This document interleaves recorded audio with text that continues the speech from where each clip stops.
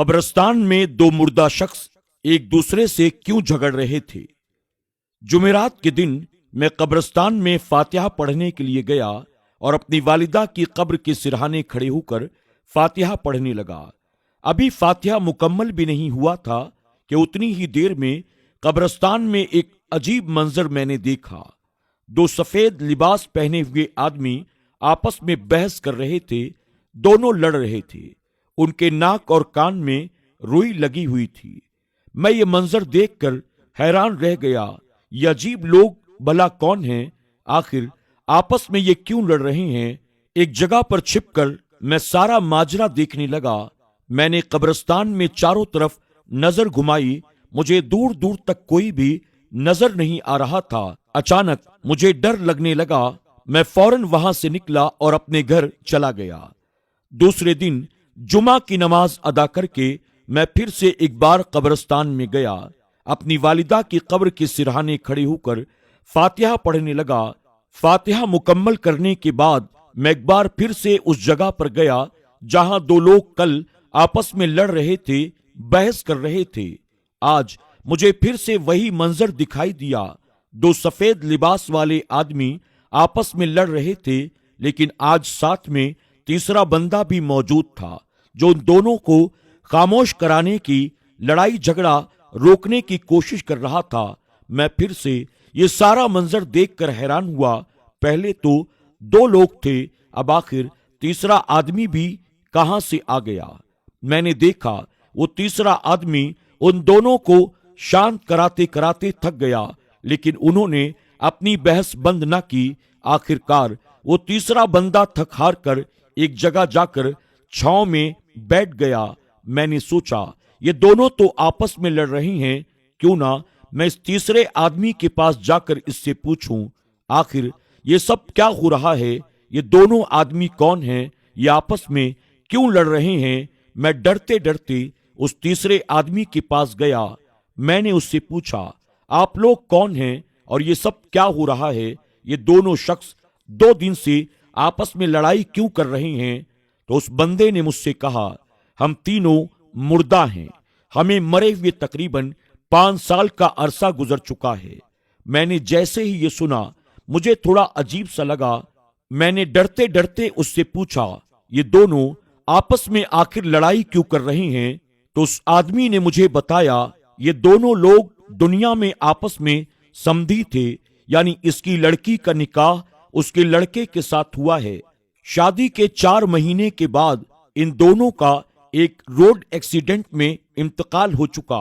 अब उनके बच्चे जो कि मियां बीवी हैं, वो 2 साल तक तो खुशहाल जिंदगी जीते रहे, लेकिन उसके बाद उन मियां बीवी के बीच रोजाना लड़ाई झगड़े शुरू हो गए। घर का सारा माहौल खराब हो गया।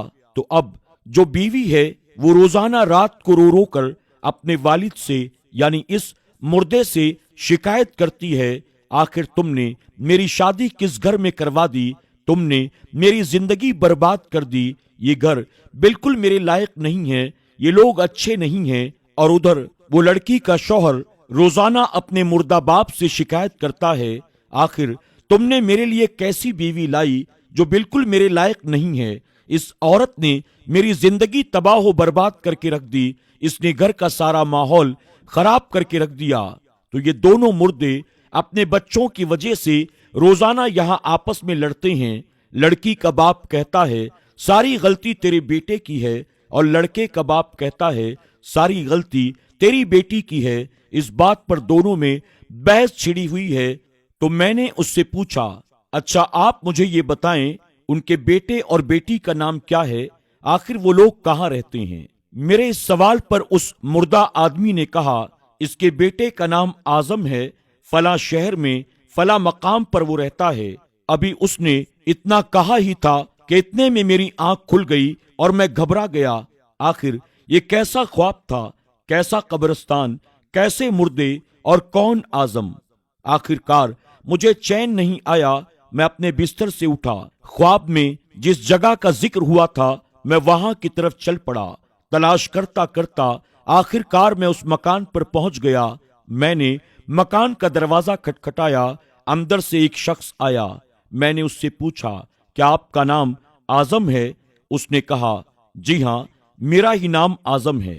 लेकिन आप कौन, कहां से आए हैं, आप मेरा नाम कैसे जानते हैं? मैंने उससे कहा, मुझे तुमसे एक अहम मामले पर बात करनी है। आजम ने कहा, ठीक है, आप एक काम करें, अंदर आ जाएं। मैं उसके घर के अंदर दाखिल हो गया। मैंने उससे पूछा, क्या आपके और आपकी बीवी के बीच रोजाना झगड़े होते हैं? ये सुनते ही आजम चौंक गया और पूछने लगा, आपको भला ये बात कैसे मालूम?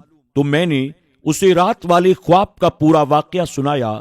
मैं कब्रिस्तान में गया था, वहां मैंने दो मुर्दों को आपस में लड़ते झगड़ते देखा। जब पता किया तो मुझे पता चला ये दोनों अपने बच्चों की वजह से, यानी आप दोनों मियां बीवी की वजह से रोजाना आपस में झगड़ा करते हैं। मैं आप दोनों मियां बीवी से गुजारिश करता हूं, आप मियां बीवी अपने बीच जो भी इख्तलाफात है उसे दूर करें, आपस में प्यार मोहब्बत से रहें, अपने वालिदैन को इसाले सवाब पहुंचाते रहें, ताकि आपके वालिदैन की रूह को भी सुकून मिल सके। मेरी ये बात सुनते ही दोनों मियां बीवी की आंखें भर आईं। वो एक दूसरे से माफी तलाफी करने लगे। इसके बाद आजम अपने वालिद और अपने ससुर की कब्र पर जाकर रो रो कर अल्लाह ताला से उनकी मगफिरत की दुआएं करने लगा, उनसे माफी मांगने लगा। तो दोस्तों, अगर आप में से किसी के वालिदैन दुनिया से रुखसत हो चुके हैं तो अपने वालिदैन के दुनिया से जाने के बाद हरगिज कोई ऐसा काम ना करें कि जिसकी वजह से वालिदैन को कब्र में तकलीफ हो। अपने वालिदैन के लिए सदक़े जारिया बने, अपने वालिदैन के लिए ईसाले सवाब करते रहें, अपने वालिदैन के लिए बख्शिश और मगफिरत की दुआएं करते रहें। अल्लाह ताला हमें और आपको अमल की तौफीक अता फरमाए। आमीन या रब्बल आलमीन।